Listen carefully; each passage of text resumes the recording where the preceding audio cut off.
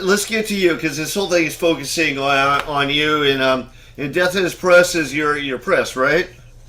Yeah, I'm co-owner of Death Set Press. We've been going at it since 2018, I guess. We put out our first anthology in January of 2019, and Hell Followed, and been going strong ever since.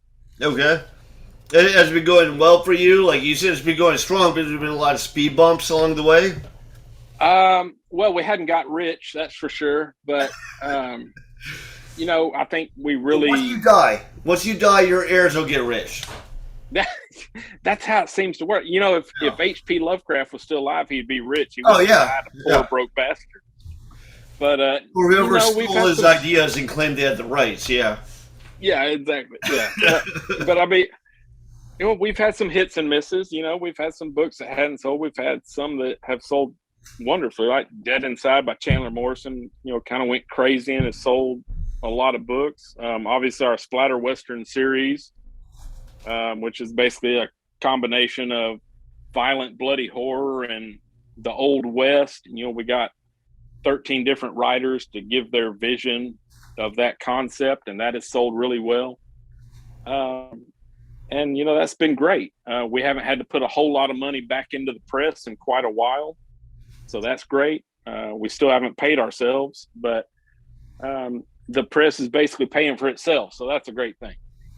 All right, well, welcome to the small business world. Like I own a tattoo shop with a partner. It's the same thing. Now we're finally breaking even. Yeah, exactly. Yeah, tons of fucking money into it for the longest time. Yeah, the first couple of years we were having to repeatedly put money into the business bank account, and Jared Barbie, the co-owner, he got, man, to pay these authors, we're gonna or to pay the next cover artist, or to pay whatever else we need to be like, we're gonna have to put some money in the account. It's like, fucking hell, damn it! Like I don't have a whole lot more money to give, But we're finally at a point where that hasn't been a problem. But yeah, that's something you run into with small business for sure. No, that's good. Like as far as like my writing career, like I take money that I make off tattooing and put it towards editors and put it towards like now that stuff is finally starting to trickle back to me, but it fucking took forever. Like I put out my first work in 2011. Yeah, I mean it takes a lot of work, and and in this kind of business, it takes a lot of people getting on board with what you're doing. It's kind of a niche market in this indie horror thing. You have to find the customers. Yeah. So you have to get your work out there. You have to get people talking about you. So it's a tough business. Yeah, no, I remember my art teacher back in art school. He was like, "Who do you like?" And I was like, "Frank Frazetta is a big influence." He's like, "For every Frazetta, there were 10 people that were better than him. They just never made it." Yeah. That's very completely true. miss. You get the right opportunity, the right time, right place, all that sort of stuff. Well, and you think about the history of publishing and the history of writing and stuff like that. How many people out there were better than like Hemingway and Poe and Lovecraft, and just didn't know the people or didn't find the publishers? We're kind of lucky in a way nowadays because you can publish anything yourself, or there's all these small presses. But it also kind of works against you because there's so many more people that are out there publishing their stuff. It's even harder to get more people to notice you. Well, definitely word of mouth helps, but that's the way it's always been. Were you guys running? I did it was called the World Horror Convention, but they held it in Austin one year. And I remember I went there. I think you guys were there. I think it was like, I don't know if it was 2013 or something like that. Oh, we hadn't been there. We've only been a company since 2018. Okay. The only thing we've done in Austin, we did Killer Con. Yeah, in 2018 and 2019 we did that, and obviously the last 2 years it's been virtual because of COVID. This year it's going to be live again, and we'll be there. But yeah, I would love to do a World Horror Convention. Is that generally always in Austin? Or is that, I imagine with a name like that, it probably travels around all over the place. Like he did it, and like I didn't know what to expect. Like I had my first novel out, I was really trying to pitch it, and I was like, a World Horror Convention, it's got to be huge, And it is like it was a little bit hard to get into, but I mean, it wasn't like super difficult. And like, I had a big name for artwork and tattooing, but not for writing at all. And I was able to get in there. And when I got in there, I thought it's going to be like I've had booths at other horror conventions, like Monster Mania and stuff like that. I thought it'd be kind of like that. No, it's almost an exclusively writer sort of thing. You know, and like writers and publishers and stuff like that. Yeah, yeah. And I remember for something that's called the World Horror Convention, it seemed kind of small, but it seemed like it kind of had some significant people there. Like Joe Hill was there. He did like Oh wow. Okay. yeah, he did like a seminar, or not a seminar, like a little thing, like a little vocal like presentation.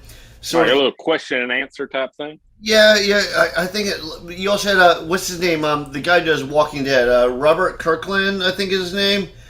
Yeah, I don't know. But Kirkman or whatever. But I remember he was there and Joe Hill was there. And at the time, Joe Hill was kind of an unknown. I mean, he's Stephen King's son, but you know he doesn't go by Joe King. He goes by Joe Hill. Yeah, yeah. So you know there was a line to the back of the room for him. And then the guy who does The Walking Dead, there was nobody in line for him. And I'm like, that's kind of weird, because that's when The Walking Dead was blowing up. Like, I'd be at the supermarket, the cashiers are talking about it. Yeah. And I went up to him, and I said, hey, it's kind of weird you don't have a line, you know, and Joe Hill does. And he's like, huh, they don't know what they're doing, or something like that. And I was like, oh, because you're an asshole, that's why. So is he like, because The Walking Dead was a comic book before, right? Or a yeah. series of graphic novels or something. So is he the creator of that or the TV show?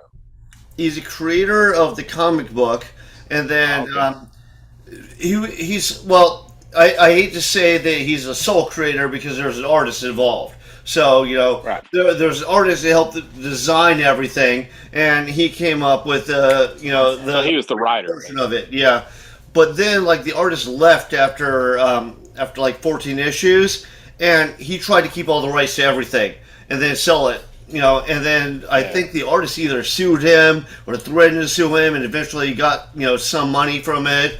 But that guy had the rights to it, and he sold it to, I think it was, what was it, AMC or something like that? Whoever put it out. I think it was AMC. I never really got into the show. I've just been tired of zombies for quite a while, but and the comic books look bad. I love fucking horror comic books. That's just a cool fucking concept, and I could always do horror comics anytime.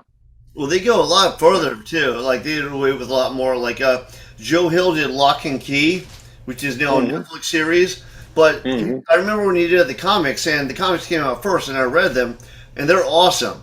And I like the series too, but you know, the comics are way more graphic than the series is. Yeah, yeah. And Walking Dead, it was kind of the same thing, but I don't know. It felt like they like commercialized and Disney-fied too much of it. Like you have this main character, there's a bad guy. He's called the Governor, and in the TV series, you know, it's just like a normal guy, like a business guy, but I guess with the downfall of humanity, it was like he turned bad. Whereas in the comics, he like has a greasy ponytail. He looks like an ex-biker. You know, like Michonne, one of the main characters, he rapes her.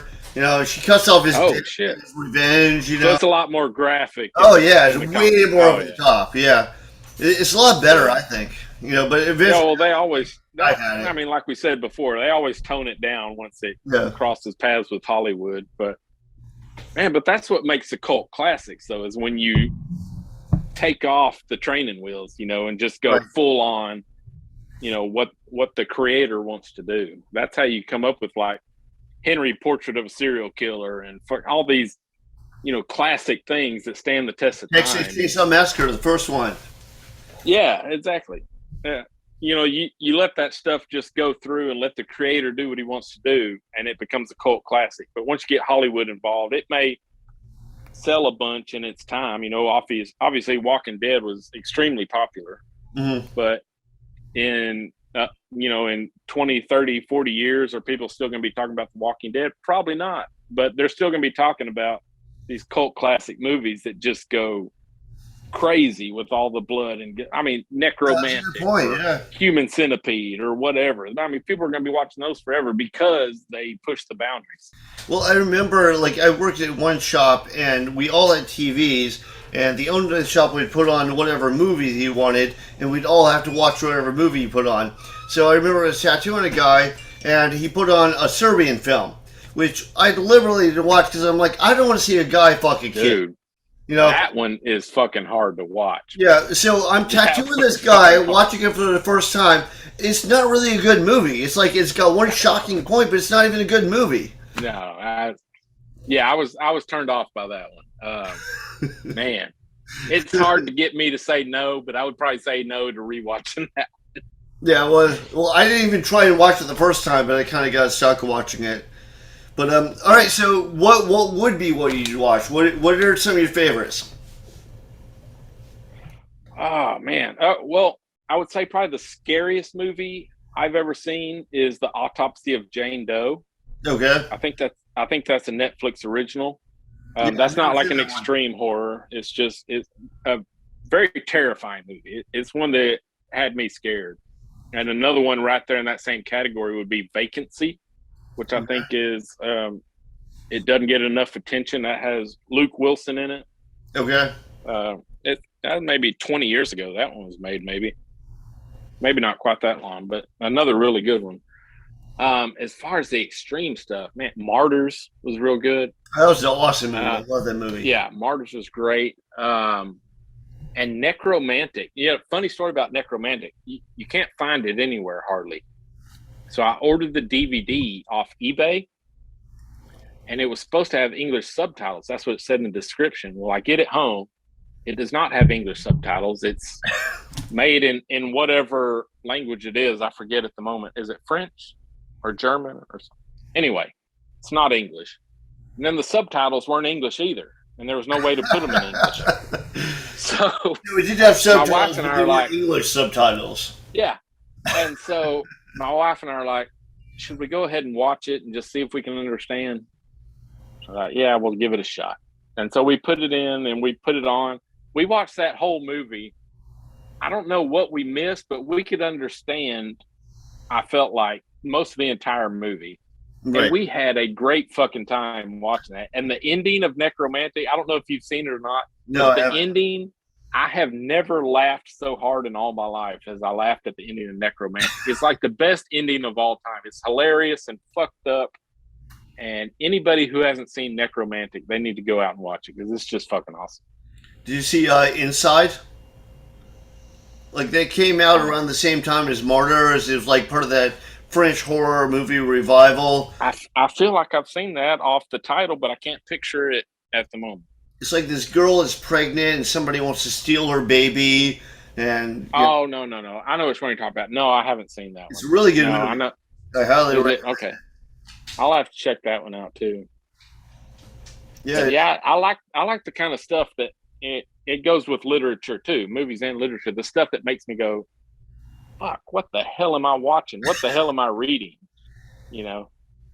Wait, well, I figure I'm a little OCD, but I like really, really well-crafted stuff. Like, my favorite movie of all time is The Shining, because Stanley Kubrick is a master. And, like, you can watch that, like, 5 times and see something different every time, because there's so many little details woven into it. Yeah, that one's a great one. I could watch that one over and over, too. And, you know, Stephen King poo-poos it, but it's really not that far departed from the novel. The ending for sure is. And I know he didn't like the casting of Jack Nicholson because Jack Nicholson just seems crazy anyway. Right. And he says the guy needs to slowly evolve into his crazy. Yeah. In the novel, he's more. But, you know, he was kind of fucked up from the beginning in the novel, too. I mean, he had beat his child and shit. So, I mean, I don't know. Wow. But I don't know. I thought it was a pretty good representation of the novel. I think King is not completely accurate in saying that it is nothing like the novel. But well, he might have followed too with time, you know, because did you see the movie The Mist? Oh, yeah. Oh, man. So if you watch the ending of that is way more brutal than Stephen King's story. Oh, apparently you watch the movie and he goes, I wish I thought of that ending. Yeah. Oh, probably. Yeah. Up to that point, I was not terribly impressed with the movie, but that ending, whoo, that ending gets you. I don't know. I like that kind of sci-fi horror stuff, like Event Horizon. Did you see Event Horizon? Oh, Event Horizon's great. Yeah. Yeah. Yeah. That's one of my favorites for sure. All right, so Um, let's focus a little bit on your press. We're getting sidetracked with movies. I can talk horror movies all day, but all right. So you started your press in 2018. Was there a reason? Did you have like a bad, like you had bad experience with previous presses? Did you? no, no, Jared Barbie, we had become friends online. We were both um, friends in the horror community, basically on Facebook, and we live relatively well. He lives in Houston, I live north of Dallas, so we're relatively close, I guess. And we'd become good friends on Facebook. And he approached me and was like, "Hey, I'm going to put together an anthology based on the Book of Revelation. Would you like to write a story for it?" He knew I was an author, and I was like, "Oh, for sure, absolutely." And about 10, 15 minutes later, he's like, "Hey, I might need a little help putting this anthology together. Would you mind helping me out?" It's like, "Yeah, absolutely, no problem. I'll help reach out to authors and get them involved."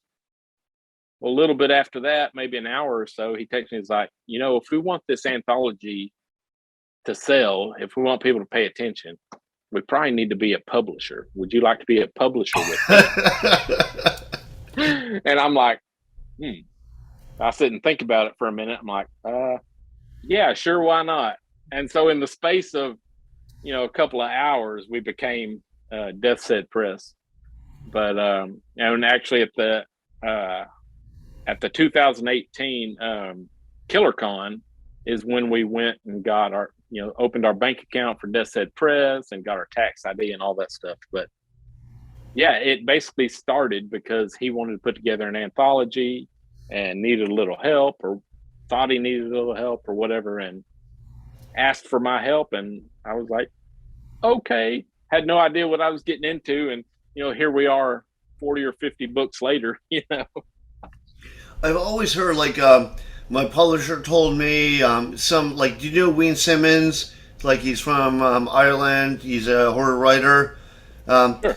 but I remember he hooked me up with my first publisher, and he did a short story collection with that publisher. And he was like, at first time he was surprised how little it sold, but then he's like, yeah, it turns out that short story collections don't sell that well. Like, has that been your experience? Yeah. Well, and Hell Followed, our first anthology, sold okay. Okay. At the time we thought we were selling pretty good, but since then we've had other books that just eclipsed it, 100 times over. And the other anthologies and collections we've put out, yeah, I mean, you're right. They haven't sold very well.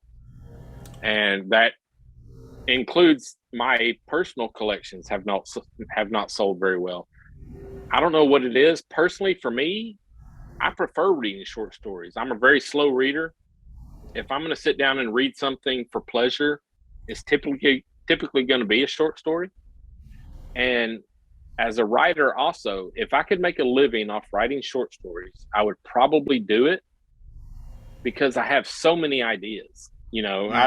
I'm sure you and most other writers, you have files or notes of all these ideas that you feel Yeah, like on you're my phone. never going to get. My phone all backed Yeah, up. You know. exactly. And I could get to so many of them if I could sell fucking short stories for enough money to make a living off of. But you can't really, not this day and age. And it's kind of sad because, back in the day, back in like the 1920s, 30s, 40s, people could make a good living writing short stories for these pulp magazines and stuff like that. Like And as a matter of fact, you may Richard Matheson or anybody like that. Yeah. Oh yeah. And it's sad because these days you're actually, as a whole, people are actually paying less today than they were back then. And if you count in inflation, how oh my gosh, how little are we getting paid compared to those authors back then? It's just ridiculous. Well, the whole digital thing too means, oh yeah, we don't have to print it, so it's cheaper. But by the way, we have all these deals, and like almost any platform you put it through has like, oh well, if you subscribe to us, we'll give you a discount. Fuck the author. Well, yeah, and that's how it turns out to be. Is because I mean, it's good exposure for a press and an author sometimes. If the anthology sells well, right? But a lot of times it doesn't. I know the first couple of stories that I had published were exposure only. There was no payment. How much exposure did I get? Maybe a dozen people read my story. Who knows? Something I've thought about, and I've told Jared, my partner in Death Set Press, about is maybe once And Hell Followed comes close to the 5-year mark. Right. Maybe we say, okay, at 5 years, this book's not going to exist anymore. Right. So if you want the book, buy it now. And I just wonder how many people would buy it, right. if we said something like that.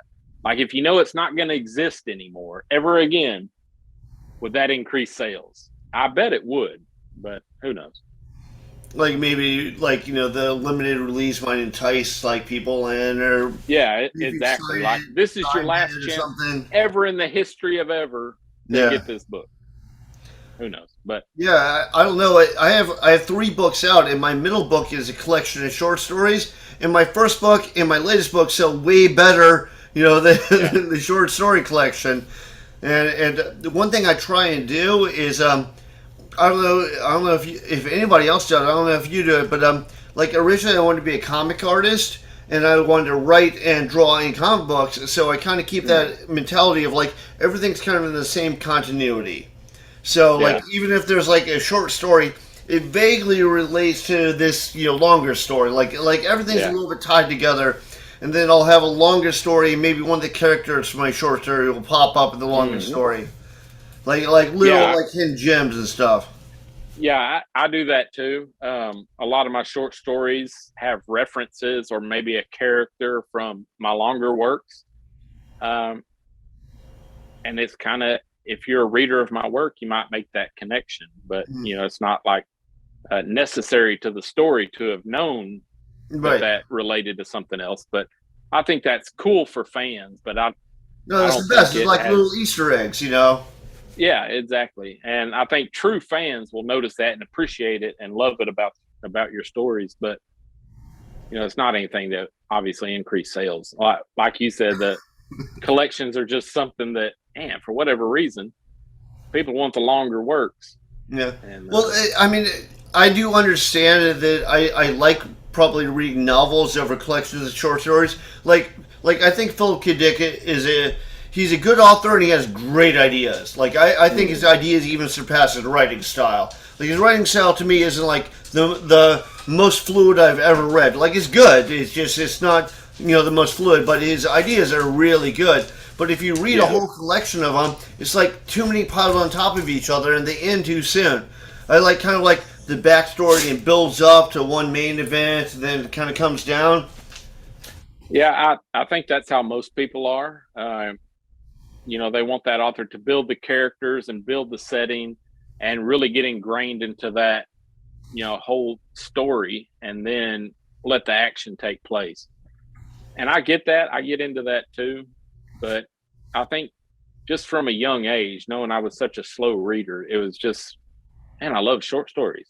That's just something, as a kid, I got into short stories. And that's just something that stuck with me forever. But yeah, I totally get the loving novels and novellas too. Well, I noticed especially like it seems almost like kind of a lost art, like that whole building up and background. Like have you read the book Lucifer's Hammer? It's like about a giant meteor that crashes into the earth and everything becomes apocalyptic overnight. But he spends like the first 100 pages like building up the characters. So then when everything goes to shit, you feel it. So I like that because there's a backstory to make you feel it. And it seems like a lot of times now they just want to immediately jump into whatever's going on. Like somebody gets brutally killed, you kind of don't care because you're like, who is this guy? Yeah. Well, it's like, look at it. It's over 1,000 pages. Right. Okay. And it's basically it's almost like 7 novels in one, because you have these 7 different characters. You get the development on all 7 of them. You know, Stephen King goes at each one of them in different parts of that book and builds them into characters you feel like you know intimately. And that's Yeah, I what's think so great about he's that. really good at character building. I Oh think my it's one gosh, of his that yeah, he's strengths. the best at it. You know, the people who poo-poo Stephen King, they have not, they haven't looked close enough at his characterization, because there is no one better, at least that I've read, at characterization than Stephen King. He is the master at that. You know, people say master of horror. Yeah, he's great at horror, but what he's best at is characterization, in my opinion. No, I agree. Yeah, I think there are people like I think that they have like more like out there ideas. Like I think Clive Barker does. I think Lovecraft does. But Stephen King is really good at like patching into a believable story. Yeah, I think he got a little bit wordy as he's gone along, and like maybe he's running a little bit short on those like amazing ideas or whatever. But I think early Stephen King is really underrated. yeah, he's definitely hard to beat. One of his more recent books, it may be pretty old at this point, but Revival is one that doesn't get a whole lot of attention. But the characterization in that one, oh my gosh, it's just, you're basically living your life through this guy. Right. Living this guy's life Was through the it kind of book. first person? Yeah, and it's just, and by the end of it, you don't really see the horror until the last third of the book, Okay. maybe the last quarter of the book. There's not a whole lot of horror in it, but once it arrives, you love the characters so much. It's like, oh dear God, this is horrible. And you really feel the pain and the terror of it, and that's what he's great at doing. Well, I remember reading a couple of his early books, and I really liked them. I liked Racine. I thought it was a lot better than the movie, actually. I thought I liked. I liked a whole bunch. Carrie, Firestarter. But I remember I read the novelization of I think it was Thinner, and he spent a whole chapter just talking about toilet paper. I was like, dude, now you're going out of hand. I think you're getting like because he has this big philosophy of like you should always write, even if you don't use it, you should always write. Sit down and write your ass off. You know, Yeah, I don't know. Not everyone agrees with that. I don't agree with that. I think you should concentrate more on good writing than like just putting lots of words out there and editing out the chaff. I don't know. What's yeah. your opinion on that? I'm kind of in between myself. I think keeping yourself writing is a good thing, but also if you're writing shit, you're kind of working against yourself. Right. So I don't know. It's hard. I would like to say that I sit down and write down at least 1,000 words a day. That's usually my goal, Okay. but I frequently don't make that. If I don't feel it, if I'm sitting there and the words just aren't coming, then it's like, oh, maybe tomorrow. Now, what I've started doing as I work on my longer works, if I've written a chapter and I've got my 1,000 words in, what I'll do is write the first sentence or two of the next chapter, so I'm already started. I've got that train of thought ready to pick up whenever I sit down for the next day, and that's helped a little bit. But yeah, just sitting there writing for writing's sake, I don't know. I guess that may be good, but if you're writing shit, if your prose is shit, if the story is shit, is it doing I you think any good? I don't know. it's hard to like edit out good ideas even when they're not relevant to the story. So if you like Yeah, read over right and you have a couple of good ideas and then you have a couple ideas that don't go with the story but they're good ideas, you're like, well, I really don't want to come out because they're such good ideas. It's like, yeah, but they don't yeah, help the story advance. yeah. Well, the thing about ideas is ideas may start a great book. You may have an idea that it's the start of your book, but when the book is done, the idea may not even hardly be a part of the book. You know Right. what I mean? In my upcoming book, Grandpappy, my novella, I had this single scene, a fucked up scene. Very, it's going to shock a lot of people when they read it. But that was the scene I wanted to get to, and it was supposed to be the big climax. It was supposed to shock everybody, and that's how it ended. As I started writing it, that scene decreased in importance in my mind. Okay. And when the scene finally came, I realized I still had a long way to go to finish the story. And so it's basically at the midway point in the story, and it's nowhere near the most shocking thing in the book. So yeah, that idea started the writing process for this novella, and I thought it was so fucked up and it'd be a great climax, but no, it ended up just being another step along the way, you know. And Right. that's how ideas work. You never know where it's going to. Ideas are just like crazy the way they grow. Yeah, one of my favorite writers, Alan Moore, kind of does that. Like, you know, he like sets out a rough outline, and then he starts following the outline, but then, you know, his brain might lead him down other paths, and then he's like, well, what I thought was going to be a major thing is now kind of like a minor, like, speed bump to the major story, and then he keeps going. Like, whatever makes the story. That's how it is. And I'm not against outlines. Actually, in my newest work, I'm kind of outlining a little bit. Because it's a more complex plot. But you always need to leave yourself open to change paths. Okay. Because, you know, you don't want to make a direct beeline for that ending because you don't want your readers seeing where they're going.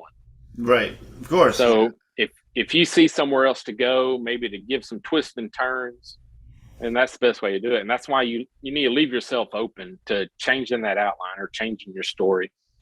I've written mostly kind of the way Stephen King talks about, where you just sit down with an idea and write. But as I've grown as a writer, I think kind of plotting out a little bit how you want things to work is probably the better way to do it. Okay. So that you know how you're going to start each chapter or each act. But always be willing to go in a different direction if the mood hits you. So do you leave it kind of skeletal, like the outline's a little bit skeletal and you flesh it out as you go along?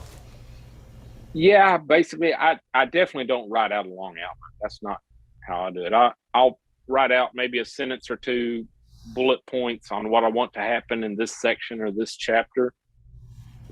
But I never get too detailed in that because, you know, I feel like the creativity really thrives when you give it room to, you know, and, you know, when you're sitting there writing an outline, you don't want to get too creative, but when you're sitting down there writing it out, that's when you just kind of want to let your creativity take over and let your fingers go where they may. And I think I've seen more success doing it that way for sure. In the beginning, did you have more of like a complete construct of exactly where you wanted the story to go and what the developments would be, and like later on you opened it up so it's a little bit looser? Do you think what was your evolution? I think I actually started out being too loose, and that I just would sit down with a general idea and just write. And that's my first novel, Inferno Bound and the Hellhounds. It started out as a short story. I had this idea where a guy wakes up one morning and any dog he sees or comes in contact with basically mutates into a monster. You know, he doesn't know why it's happening.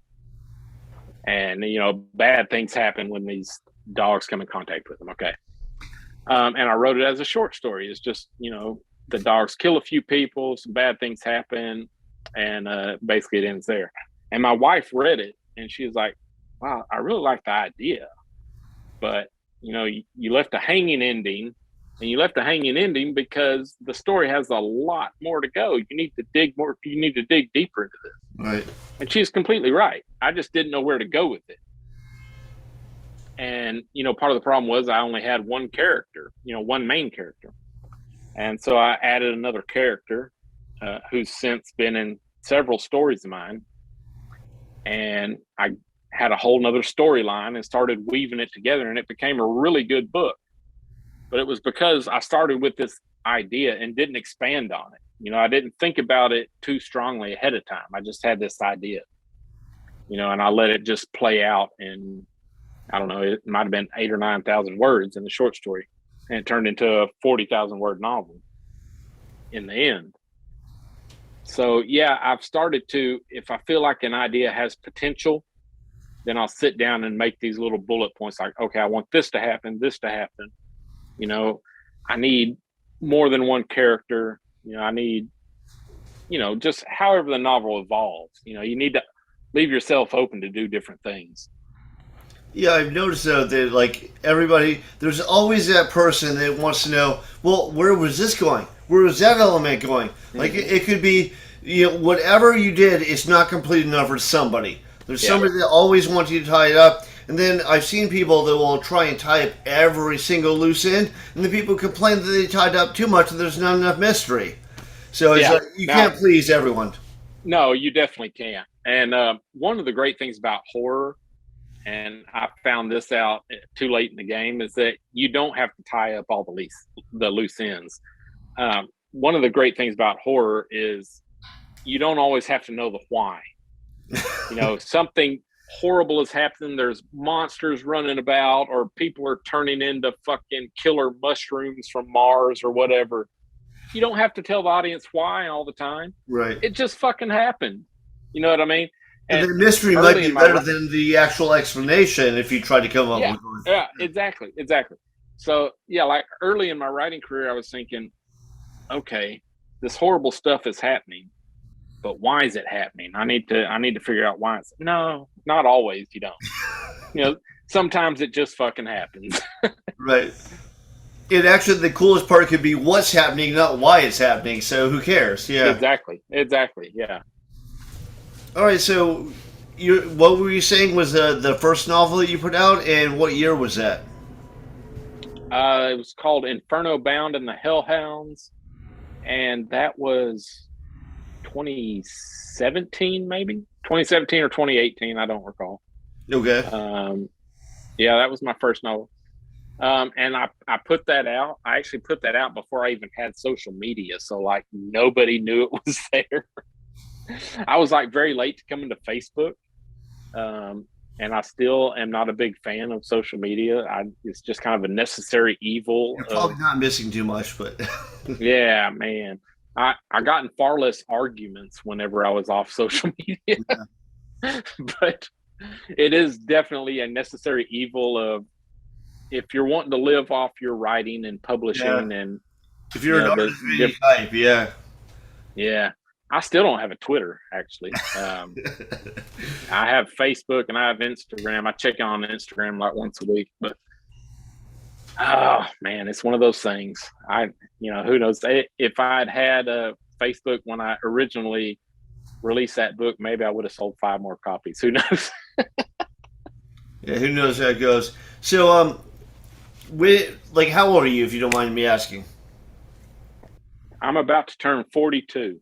Okay. So what did you do before you started writing?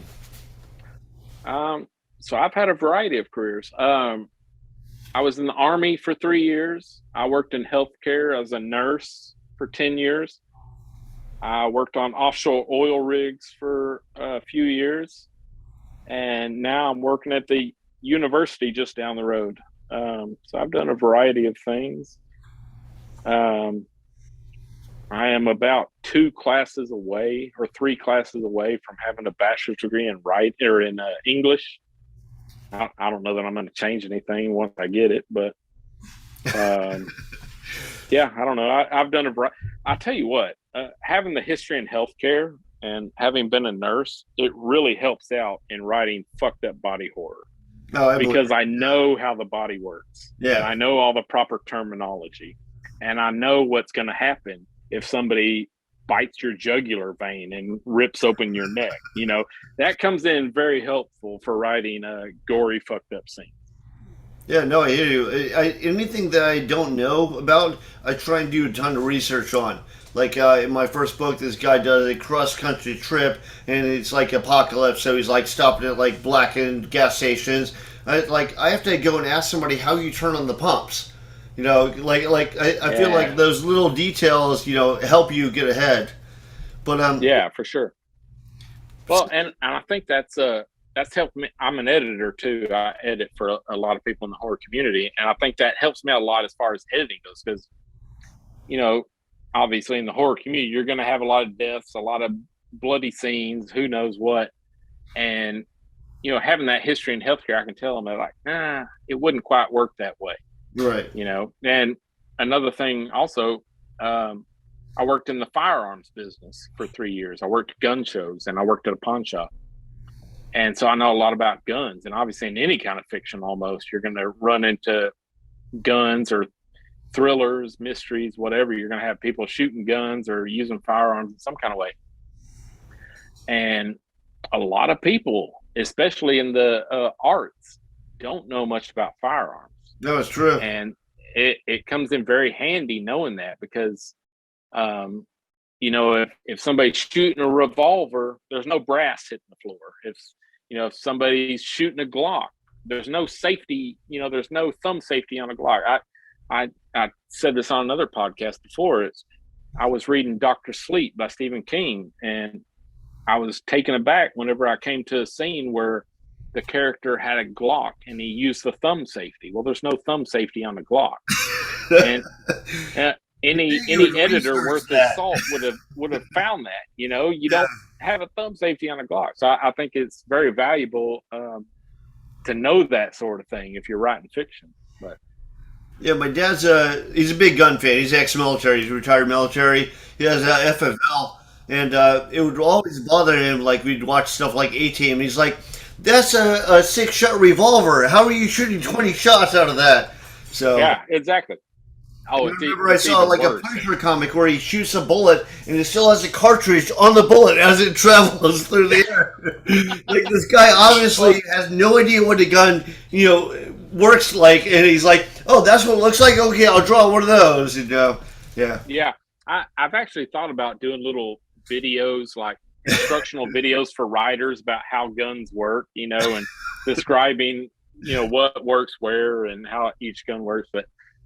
Yeah, it's like so many people in the arts have no fucking clue. Right. And that was one of the reasons I never got into The Walking Dead, is because they're sitting here, using, at least in the episodes I watched, they're shooting these ARs just like, and it's like there's no recoil. They're just spraying shots, and there's no recoil. You don't see any brass shooting out. You just see it like. Well, it was kind of a waste of ammo. Yeah, it's like my dad's like, hey, like, my dad's been in every war from the Vietnam War through the first Gulf War. He was like, yeah, they rarely give you full auto because you're just going to waste bullets. Exactly. That's why it's 3-round burst. Yeah, you only shoot 3 rounds. Yes, yeah. But that's one of the things as an editor that I enjoy picking out for authors, so that they don't put a product out there for readers that's wrong. Because if a reader that knows something about firearms were to read that, be like, this writer's a fucking idiot. He doesn't even know that, whatever. Well, and that kind of robs the rest of the story of credibility if you got one thing wrong. So yeah, exactly. It's that's how I feel about it. But so before you started, before you got into the publishing world, were you writing at home? Did you have plans to be a writer? How did that evolve? Yeah, that's it's been my dream to be a writer for years and years. Like I imagine most writers, I wanted to be a writer as a kid, but I started submitting stuff, I guess, in my early 20s. I'd just gotten out of the military. And I'd written a handful of short stories, and I was submitting them. This was back in the day when you still mailed in submissions. And I wasn't getting anywhere.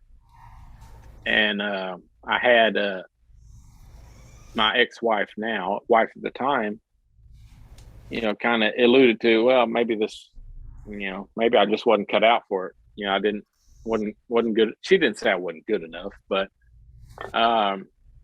kind of alluded to the stories weren't that. Yeah, kind of alluded to I wasn't that great of a writer, and she wasn't the sole reason I gave it up for a while. But I gave up writing for about a decade, and whenever I started back again, I started back pretty serious, and I submitted a short story to a contest at the university I was going to at the time, and I won. I was like, oh, all right. Well, that's great. But maybe I was the only one who sent one in. Who knows? And so I started submitting some stories to anthologies, and I got accepted to 2 pretty quick. Now, these, keep in mind, were the ones that were exposure only, so who knows. But still, it was a good hit to the ego. You know, when you're a new writer, competition. Yeah. yeah, when you're a new writer, even those exposure only anthologies, they feel good. You know, they're like a confirmation that, hey, maybe what you're doing, you're actually possibly, who knows, maybe good at. Right. And so I kept writing, and here I am. But yeah, I took like a decade off. I wish I could have that decade back to write in, you know, because I have, like I said earlier, I have so many fucking ideas. So who knows how many I would have out there in publication if I just kept writing there initially. But you know, that's how it is. If I could give any advice to other writers out there, is to, just because you get rejected or just because somebody says you're not that great, just fucking keep writing, keep reading, keep writing. You'll get there eventually. I think it's I tell this to artists all the time too. I was like, just because you got rejected, one, it might be subjective, but you also got to listen to them. So be willing to take criticism. Don't think that you're like God's gift or whatever. But at the same time, maybe they just don't like it because it's not their thing. Yeah, that's exactly right. I mean, I still get rejected from time to time. I mean, you're going to get rejection. It sucks, but that story's meant for somewhere else. Put it in a collection. Find a different anthology. You know, there's this day and age, like I said earlier, there's almost infinite ways you can get that story published. And so almost everything that's like broken boundaries has been totally rejected at first, and then like a year later, people are like, wait a minute, this is brilliant. Who didn't see that? Well, hell, look at Pulp Fiction. The critics hated. The critics hated Pulp Fiction. Now it's a fucking classic. Yeah, I mean, that's how stuff works. Yeah, definitely. All right, so what are you working on now? What should people look for from you? Well, coming up on July 5th, it's a story I've already finished. It's that GRANDPAPPY, which I alluded to earlier, which is probably the most extreme book most people have ever read. I've read Womb and Dead Inside and The Slob and a lot of really fucked up books, and it's a lot different for the writer of the work looking at it compared to other works. But I feel like if I were the first time reader of it, I feel like it would be more fucked up than any of those. But I'll let the readers decide on that. Coming up in the near future, I'm working on a short story right now for an anthology about camp slashers, and that should be really good. But I also have a novel I'm working on. I'm about maybe 40,000 words into it. I expect it's going to be well over 100,000 words. Wow. And this will, I feel like it's going to be by far my best work. It's more mainstream. Alan Moore there. Yeah, it's more mainstream. It's not going to be necessarily extreme horror, although there will be extreme moments. But it's a kind of a coming of age thing. It's called The Snake Creek Inquisition is what it's called. And it's maybe if you've read A Girl Next Door and Children of the Corn and you kind of meld the two together. Okay. It is maybe kind of the genre to look for there. But I feel like at this point in it, I feel like it's really, really good. And I think it's going to sell very well. At least I hope it does. Oh, awesome. So that's what I'm working on now. No, check it out. All right, so do you spend more time, you think, as like dealing with the press, being an editor? Do you spend more time writing? Do you divide them up?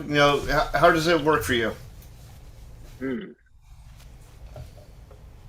I should probably be able to divide it up evenly, but I don't. It kind of depends day to day.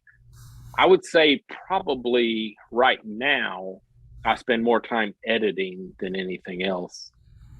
And that's probably mostly just because I make more money at editing right now. But I would love to be able to devote most of my time to writing because I enjoy that more than anything. I enjoy the creation of it. I definitely with the business, with Death's Head Press. I'm constantly answering emails or, doing different things that entails. Some days that's nothing. Some days it's more. But yeah, with editing right now, I've got a lot of people coming at me with edits all of a sudden. I'm not sure why. I guess somebody put my name out there. I don't know, but I've had a lot of people contact me. I'm just incapable of telling them no. Definitely people like your stuff. But hey, if there are more people out there that want to reach out to me, I'm available. Okay. Yeah, that's a good problem to have is people asking to give you money. You're too busy doing something you like. Yeah. Yeah, exactly. And, thankfully, most of the manuscripts I've gotten to edit are actually really good. And I really enjoy that part of that part of the stuff I do. So I love editing. I love publishing. I love writing. They're very rarely divided up equally. Right now, it's more editing. Maybe soon it'll be more writing. I guess we'll see. Okay. Well, all right. Let's wrap this up here. I know you don't have all night. We're going a little bit long here, but let me get any way that people could contact you. Any links you have, anything where they could check out your stuff. My website's pc3horror.com. You can contact me at pc3@pc3horror.com if you have any questions about editing, if you have any questions about publishing, if you're wanting to maybe beta read something, just email me there. You can buy books from the press at deathsheadpress.com. You can check out my Amazon page, Patrick C. Harrison III. Yeah, you can find me on Facebook, not Twitter. Fuck Twitter. But yeah, anywhere you can find me, holler.